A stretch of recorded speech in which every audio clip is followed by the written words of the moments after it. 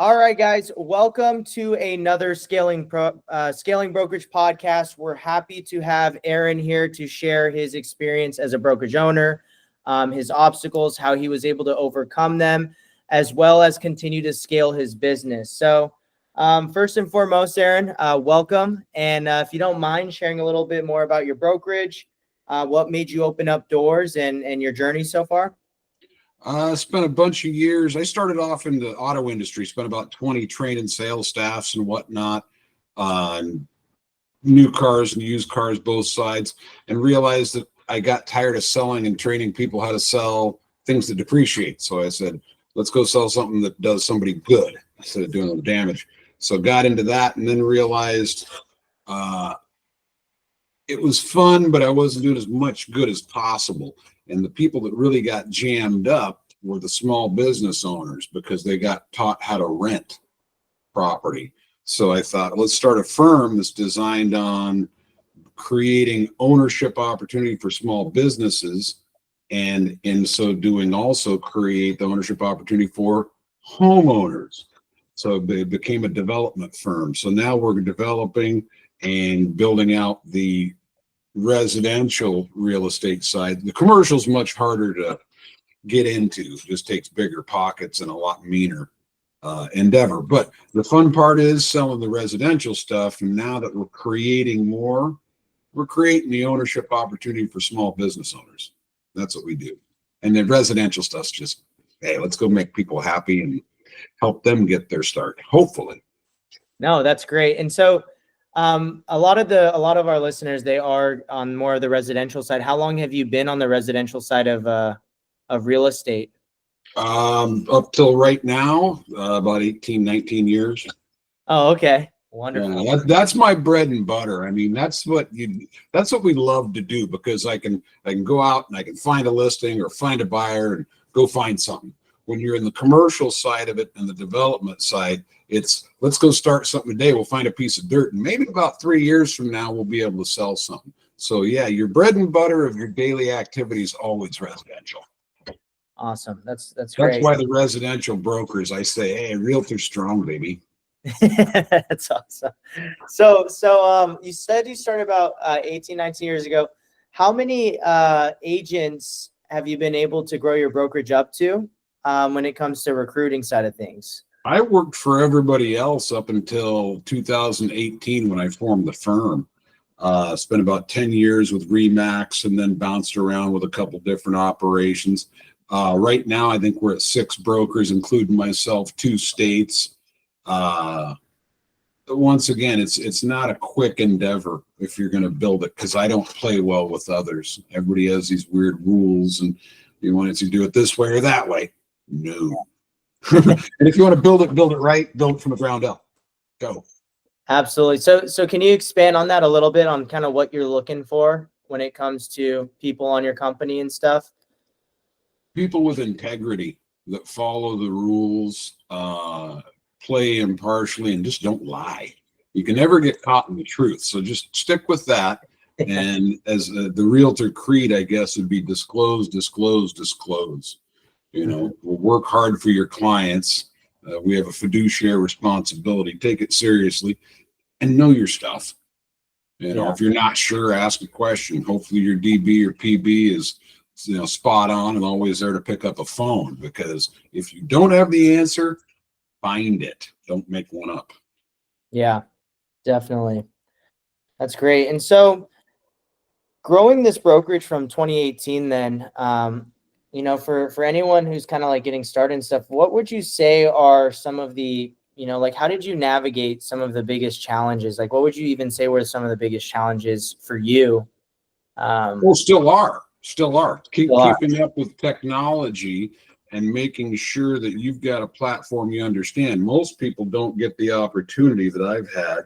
They walk into Keller Williams or Berkshire Hathaway or who knows what, and they've got a team of everything built out. That's the hardest piece. If you're not going to jump in with another firm, you got to figure out what you want, what works, and make sure you've got your people in place to administrate those tasks and functions. Most importantly, understanding what you have. Most of us can't operate our iPhones, much less a cloud platform for transaction management.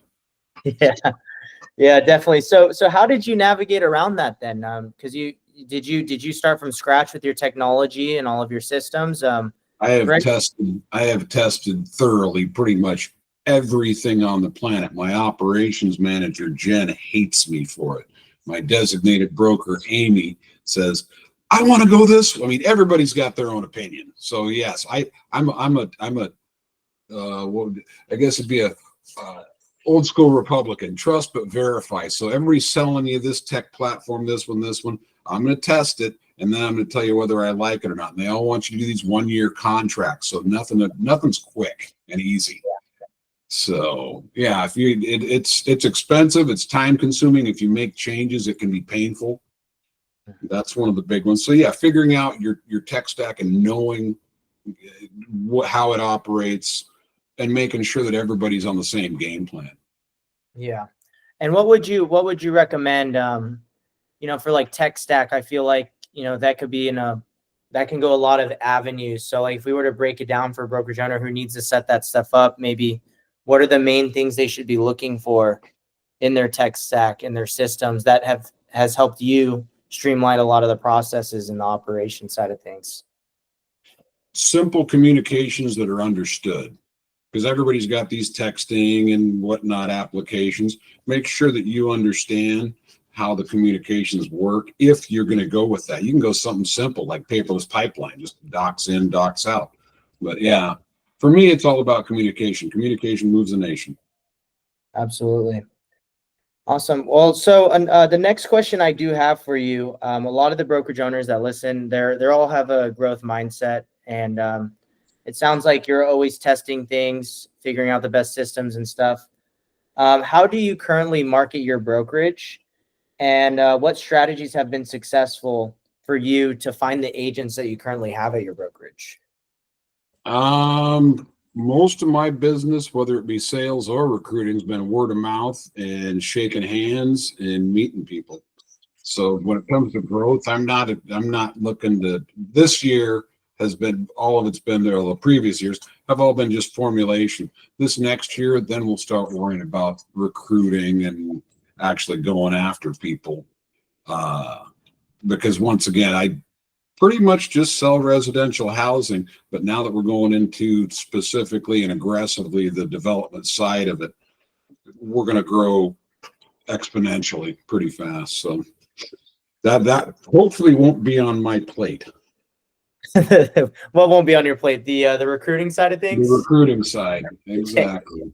Yeah, not that I'm not good at it, but if I'm recruiting, I'll be recruiting developers regionally, and we'll have somebody running the sales team that says this is what we're going to do for residential sales, whether it be regionally or statewide or nationwide. So yeah, and just having those partnerships alone, I mean, that's probably going to attract agents as well with all of these. Activity breeds activity, and yeah, everybody starts getting the excitement and the buzz and jumps on board. So if it's good and it smells good and the kitchen's good buzzing, everybody wants to go in and get a bite. Yeah, absolutely. So that's awesome. So you're going to start recruiting agents now. So is it mainly because of those partnerships and the development while you're starting to grow? I mean, what's kind of changing everything this year since the past? Finding money. Yeah. The partnerships. Okay. Partnerships. Securing development is not inexpensive by any means, and it takes an awful lot of stacks of money to get things done. And expansion of a firm that's not just selling houses isn't easy. So yeah, that's been most of it was securing funding and also the right locations to target. But this next year, yeah, we'll be the recruiting side, and not sure where that'll go, but it'll go. Wonderful. Have you tried anything in the past, or anything that we could share with? Well, you said, I guess for most of them they were referral, and I know, and then you also answered that hopefully it won't be on your plate. But do you have any strategies in mind, or something that you are going to be implementing for anyone listening that they might want to definitely try out, or something that you know that's working right now as far as the recruiting side of things? Not really. I mean, but just from a recruiting standpoint, it's just getting out and actually taking. It's just like digging for customers. Yeah. You got to be out in front of them, or at least talk to them, or meet them for a coffee. Keeping your name first and foremost is hard, and yeah, that's why I didn't name the company Aaron's Real Estate, because I don't want to be the guy having to make that call or meeting up with somebody. What we've created is something that somebody can look at and go, "Oh, it's super simple, and the mission makes sense. Let's go do that." Yeah, no, that you hit it right on the spot. So my business partner Alan, he's a brokerage owner. He's hired around like 400 agents in the past 4 years. Best Homes Real Estate. Best Homes. Yeah, he's located out of Phoenix, but same exact thing. I think you hit it right on the spot. It's, if you have it named after you, you know, a lot of people expect, you know, more out of, you know, seeing the face of Aaron or seeing the face of Alan, and he's, you know, growing it so that way he doesn't have to be the one meeting for coffees and all of that stuff. So I think that's a great point that you had there when it comes to getting the recruiting stuff going. So let's talk about how long has he had Best Homes? He started Best Homes in 2020. What states? He's specifically in Arizona right now. Is it for sale? The brokerage? Yeah. No, not at the moment. Yeah, not at the moment. He's currently he's growing it. He's growing it right now, and his goal is he helps other brokerage owners with like the scaling theirs right now while scaling his in the process. So the only reason I asked that question is one of my investors said, "Aaron, why are you screwing around with trying to build your own residential firm? It's a lot easier just go buy a couple of them, because a lot of people have them for sale." So if yours is for sale and you're in Arizona, I plan on covering the 7 Westerns by the end of next year. So if you hear of anybody that's got a firm for sale that's solid and running and isn't a complete shit show, love to talk to them. That's great. And well, if anyone's listening to this too, and they want to, if they're looking for, you know, something like that, could they reach out to you? And please, yes, please. Yeah. This is a endeavor that's growing, and I know will grow outside my direct want or anything else for reach and control of. Yes, I need team members regionally that, for one, brokerage owners or managers, somebody we can buy up and wrap up and plate over. 2, regional developers that know mixed use development. Yeah, that's great. I don't know if you knew this fact. We were looking at kind of the brokerage stats. There's 100,000 brokerage owners in the nation, and 80% of them have like 7 agents or less. So, you know, it's an interesting fact, and you know that there's probably a lot of opportunity for those, you know, brokerages who are probably looking for those regional opportunities and everything. And that's who I'd like to talk to. I mean, if you're a branch manager in Keller Williams or Berkshire Hathaway or one of the big EXPs or something, yeah, I don't need to talk to you. But if you're somebody that's smaller regionally that wants to do something different on a global basis, we should talk. And if you know your region, I don't care about if you know your demographics. I want you to know your topography. Yeah. Because in development and sales, I want to create ownership opportunity as small as it has to be to make it actually ownable. So the little guy out there, whether it be the small business owner or the single family residence owner, has an opportunity to own it. Yeah, absolutely. So if you know your topography, where you're at, and your demographics of where you're at, and you're not in some area that's going to flood next week, let's talk. Well, if you are in an area that floods next week, it'll just take a little bit more time and money to get your stuff done. But some area, yeah, I mean, as the world changes, some areas are not going to be financially viable to try to continue to build in and create opportunity. So I want to make sure that as the human race moves around on the marble, there's opportunity for the little guy to have a little piece of the good spot instead of the bad spot. Absolutely. Or maybe improve the bad spot if it's improvable. Yeah. Well, that leads me, I mean, to the next question that I think is actually right on point then, because you're telling me a lot of things. So you have, you're looking for regional people.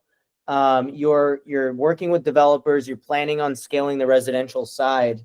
Where do you see your brokerage heading? I mean, what's your goal in the next, like where do you see the future of your brokerage in the next year or two? What's the last name of my email address? The last name? What's the last word of my email address? Let's see. I'll have to double check that one. What is it? .global. .global. Yep. We live on a marble. There's only one firm that's going to do its best, because there are different laws in different countries, to make sure that whatever we get chopped up and the money that we get locked up on dirt gets disseminated to all the little people of whatever country is part of that. They own their piece of it. Some countries we don't have that, but every one that I can get my fingers into, we're going to make it ownable and make small businesses, each regionally, locally, nationally, and globally, ownable for the little people. That's incredible. It's incredible. So let's unpack that a little bit. I mean, what would that look like? I mean, in the next, like 5 years from now, where do you see yourself, on that journey? If the first quarter of this year, end of this year, the first quarter next year goes right, 5 years from now, we'll be across the U.S. I don't think we'll want to attack every state, because a bunch of them are just, what do you do? They're too much work. But I would see us definitely having our fingers and toes into the sand on other shores. Not sure exactly where, because one of the development projects that I got started is already set to go across the seas. So, Oh, wow. well, I wasn't lying. when I to look for, how do you eat an elephant? One bite at a time. Yeah, absolutely. So that's great advice. And I mean, as far as like when you say global, do you have like a specific agent count? Because a lot of people here are very agent recruiting heavy that listening to this podcast. Mm-hmm. Do you have like a target that you're trying to hit when it comes to like, do you have like, oh, I want to have this many agents in each state, or I want to have all of the honest ones. I love that. It's not a very big number in the big scheme of things, but those are the ones I want globally. Nah, and I don't care what language you speak or how ugly your face is or whatever. If you're honest and you're diligent and you work and you have the understanding of what we're doing, I want you. Beyond that, don't care. Yeah. No, that's great. That's great. Yeah, a lot of people set the numbers. They set their goals out there. The problem is my big brother, when you start setting goals a long time ago, he said, I want to be the richest man on the planet. And that was back then at quite a few M's. Now it's quite a few B's heading for a T. Don't set your goal too low, because they're going to change the numbers. Just keep rolling real hard, because the water's going to keep rising. Yeah, I mean, 100 brokers, 500 brokers, 5,000 brokers. I don't know, and I don't care. I want all the good ones. That's great. That's great. And that's great advice for a lot of people's, getting started too. We've had, stories on here of people, hiring anybody and, seeing what that can do, and, potentially having to rebuild and all of that stuff too. So, I think that's great advice. And for anyone listening to that, definitely take that to heart and remember that when you're growing. But for anyone who is starting, like, let's say you were to start over today as a brand new brokerage owner. So, everything that you've known from opening doors 2018 to now. What's the best advice you could give for, newer brokerage owners or people who are, wanting to accomplish some of the things that you plan on accomplishing? Whatever platforms you go with, take the time, do the research, one, before you fire up with them, and two, take the time to understand it. Do all your onboarding. Make sure that you understand your platforms more than anything, because it poop rolls downhill, man. And if you don't understand it, you aren't going to be able to show your people what's going on. The second would be, try to take advantage of every new thing coming out that makes sense. If it integrates with your stuff and you understand it, take the time. Make sure because there's some great stuff coming out now, technologically and platform wise, but their customer service all sucks. So you've got to take the time to learn through it. Mm-hmm. You understand that. That would be my number one thing. Wonderful. Perfect. And yeah, I think anyone who's listening to this, that's a huge takeaway for someone who is planning to scale across the globe. If that's a piece of advice he has, I mean, that's it's very important, and I've seen it firsthand too with Alan. So, but yeah, we appreciate you hopping on today, Aaron. We really appreciate everyone who takes the time to share their journey, share their story when it comes to growing their brokerage and their ambitions, because being a brokerage owner can be a lonely road at times. There's a lot of real estate podcasts, there's a lot of investor podcasts and stuff. And we want to make sure that, if you're listening to this right now and you're in the beginning stages or the end stages, there's other people on the same exact journey as you. And there's people who are willing to share their story and share what their goals and stuff are. But Aaron, for anyone who wants to, maybe find you online on social media platforms, or even reach out to you, I know you mentioned the business opportunities. What's the best way for them to find you or contact you? SBRE.global. That's our website. They want to email me. It's Aaron@SBRE.global. And I don't know what the rest of them are. Probably, I don't know. I had to pick something. I don't care. Facebook, Twitter, X, Instagram, Happy Time, Snapchat. I don't know. You never. Well, you guys know where to find him. And Aaron, we appreciate you hopping on. Tristan, it's a pleasure, brother. Make it a great one. Thank you. Awesome. All right. Well, Aaron, I appreciate you hopping on here. We'll cut it off after that. So, Sounds thank good. you for sharing everything. We really appreciate it. Like I said, how often do you guys post? So we have a lot in the queue right now because we had just the Alan K show that we had originally, and then we have a community. So that one we were posting weekly, and we're gonna start rolling these ones out probably up to like 3 per week, because there's a lot of brokerage owners. We have a community of. That's an interesting stat you threw at me. Yeah, that's a lot of small brokerage owners.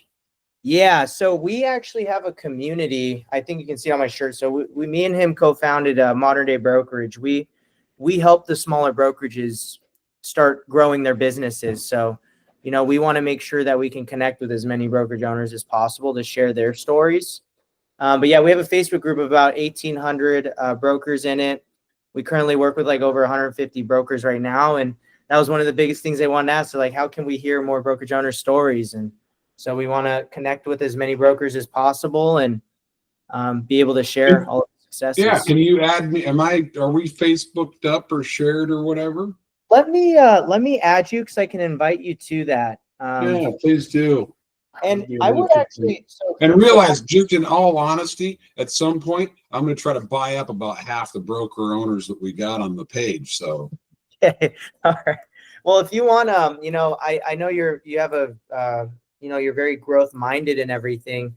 If you want, I know that we can do, because we have like internal coaching stuff, but since you hopped on the podcast, I could probably set you up. I think you'd have a great conversation with Alan regarding, the growth and everything and what your plans are globally and stuff. I'm sure he'd love to hear more about that if you'd be open to it. Conversation moves the nation. Awesome. All right. Well, let me see what his calendar looks like. And I'm going to add you on Facebook too. Okay. Yeah, it'll come up as a one-on-one coaching session because that's how I put on his calendars. But yeah. I'll let him know everything you're doing as well. I mean, that's incredible. And I think honestly, some of these smaller brokerages are really going to appreciate being bought out too.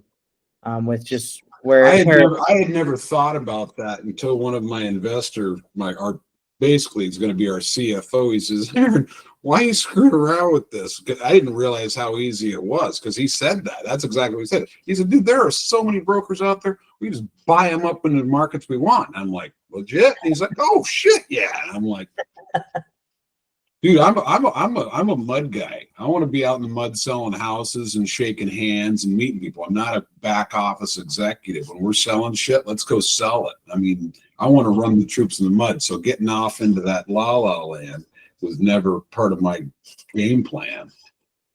Yeah, we try to help because like I would say the average brokerage owner that we work with, I mean, they range. We have some with like 700 plus agents too, but the biggest thing is them finding the time to recruit, but also continuing to grow the business. I think that's the biggest constraint with a lot of the brokerage owners, and that's where we try to help them and systemize like recruiting. Because Alan, when he scaled his to hiring 400 agents, he very streamlined, spending probably 20 hours a week, hiring 4 to 5 agents a month. So yeah, we're, like you said, it's tough. And so that's why we try to help as many of them as possible. Because if they don't have a system in place, and you hit it right on the spot in the beginning, it's a constant grind. Like they'll spend some time hiring and they're going to lose some, and it's just a constant evolving circle. So I thought that was a great point that you had there. So Aaron, I'm taking a look at Alan's calendar. What time zone are you in? Pacific. You're Pacific? Gotcha. Where are you guys? We're in Phoenix. Okay. Phoenix, Arizona. Yeah, we're Mountain Standard Time. I was going to say, Mountain's one ahead of us.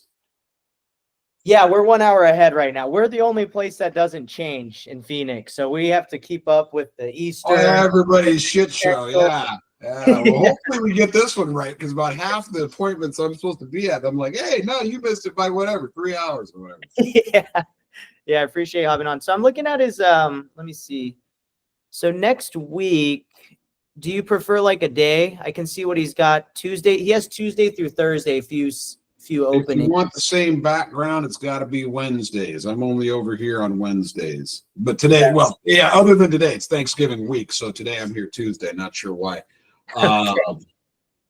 Yeah, so Wednesday next week, if you want the same background. If not, I'm in town from now on. I'm not driving anywhere. Gotcha. Okay. Yeah, he has a 3 p.m. That's the only time he has on Wednesday. Would that work for you though, on December 4th? Yeah. Wonderful. Is that December 4th? Is that next week? Yeah. Yep. We're already wrapping up. Crazy year. So I just bought I did all my Christmas shopping in one little shot. I got four people to buy gifts for, and I thought, okay, the TikTok thing came up and it said, hey, you want your translator? They got this new translator earpiece. You put it in and it has 5 or 6 different languages that if you're listening to it, translates it to English or vice versa. So I thought that's the best gift I'm gonna get. Every $20 a piece, $80 out the door, shopping done. Wow, that's a great gift, especially for people who like to travel and stuff too. So. Well, exactly. I'll probably end up buying more stuff for Christmas. But that was like the score. I saw it on TikTok this morning. Have you? Yeah. That's great. And then when you plan on expanding across the globe, you just need one of those pieces, and you'll be able to talk to anybody. You don't understand. My first target demographic to chase is the Hispanic market, and that is it's obviously one of the most populous in our states, but it's the hardest to find people in the real estate industry, both more because you got to have 2 pieces of that puzzle. You got to have a mortgage broker that speaks fluent or good enough to get through, and you got to have a broker. Having both of those at the same time is almost impossible. Yep. So by having something like that in your ear or doing whatever, it makes all the difference. Because I'm a dummy. I'll just walk up to anybody and shake their hand, start trying to figure out a way to make them happy, sell them a house. If they don't speak the language, then I can go, oh, hey, and I'll pop it in my ear and shake a hand and cross my fingers. It works. Yeah. Yep. Awesome. All right. Well, Aaron, so I sent that over to you to your email. Let me know if you got that. It should be coming from Alan, I believe. Alan at Best Homes Real Estate. That's his brokerage name. But that's his main calendar there. I got Joseph, Otter. Might have gone to spam too. Yeah, that's what I'm wondering.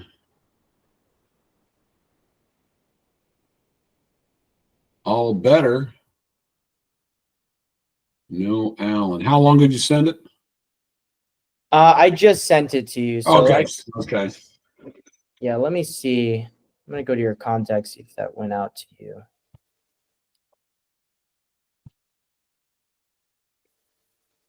There we are. Got it? Yep. I'm going to move this to normal stuff. Yes. 1 second. Red Motors. Don't know. You'd have to call back to Friday. Thanks much. Awesome. Oh, I should have said yes. He says, "Are you guys? I wonder if you guys are hiring." I said, "I'm looking for brokers." I need to move this 1 second. Go back. So are you gonna be hiring agents as well? Like not just buying up the brokers? Or what is that? Here locally, hell yeah. I mean, for Oh. my firm, most definitely. 1 second. Move that to primary. Okay. Awesome. Did you get so you got the one for Alan? I think I connected Yep. it. Yep. Okay. Yep, I got it, and I moved it instead of updates to primary email, so now I know where it's at there. Now we're not in the spam. Awesome. Kushmakov, was that Russian? Yes, he is. Yep. Nice. Half our crew's Russian. That works. Wonderful. All right, Aaron. Well, I appreciate you hopping on. Don't want to take too much more of your time, but I appreciate this and hope you have a happy Thanksgiving. And I'm gonna let Alan know. I'm excited for him to hear a little bit more about your goals, your vision, and hopefully what he's done in the past 4 years can benefit you as well. Maybe scaling locally. Well, if he's that good at yakking with brokerages and whatnot, especially the smaller ones, yeah, I'm pretty sure our conversation will be able to. Yep. Wonderful. All right, Aaron. Tristan, see you soon. Happy Thanksgiving. Thank you. Thank you. Bye, Take care. Bye. Bye.